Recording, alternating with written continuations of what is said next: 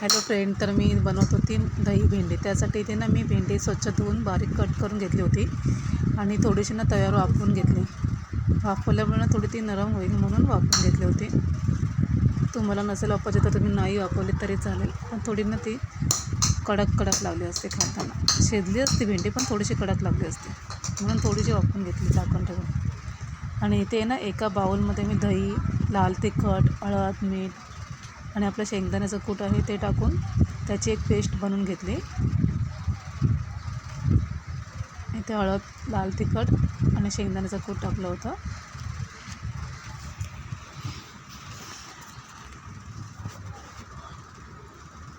आणि हे चांगलं मिक्स करून घ्यायचं.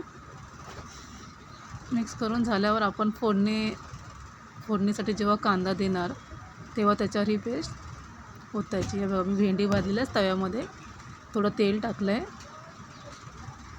तेल तुम्ही कमी जास्त करू शकता. आणि हे थोडंसं जिरं दिलं आहे फोडणीला. ते कांदा, टमॅटो नाही टाकला तरी चालेल, माझ्याकडे होता तो थोडासा मी टाकला आहे, कारण भेंडीला आंबटपणा येण्यासाठी दही होतं ऑलरेडी, म्हणून आपण टमाटर टाकायचा नाही आहे, पण हा होता तो थोडासा टाकला गेला आहे. आणि कांदा आणि टमॅटो पण चांगलं व्यवस्थित झाकण ठेवून भाजायला दिला 5 मिनटं. आणि जी मी नंतर पेस्ट बनवली होती ना ती ओतली ह्याच्यामध्ये, फोडणीमध्ये.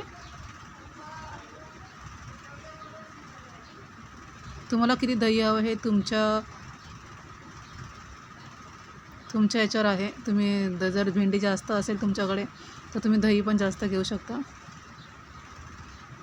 आणि हे जे मी दह्याचं मिश्रण टाकलं होतं ना ते पण व्यवस्थित मिक्स करून घेतलं. ते भांडंही मी व्यवस्थित स्वच्छ धुवून घेतलं आणि मध्ये थोडं परत गरम वाफ दिली त्याला. मला थोडंसं ना तिखट कमी वाटलं म्हणून मी थोडासा वरून मसाला टाकला, आपला घरातलाच लाल तिखट मसाला. आणि मग ही भेंडी त्याच्यामध्ये मिक्स करून घेतली.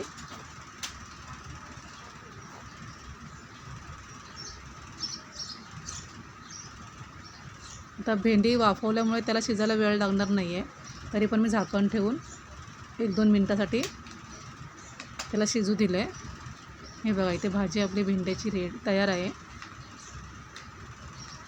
दही भेंडी किंवा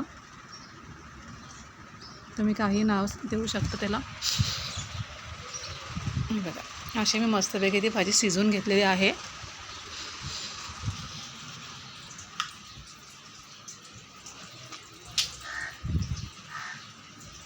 चपातीबरोबर खूपच छान लागते. माझा व्हिडिओ आवडला तर नक्की लाईक करा, शेअर करा आणि सबस्क्राईब करा.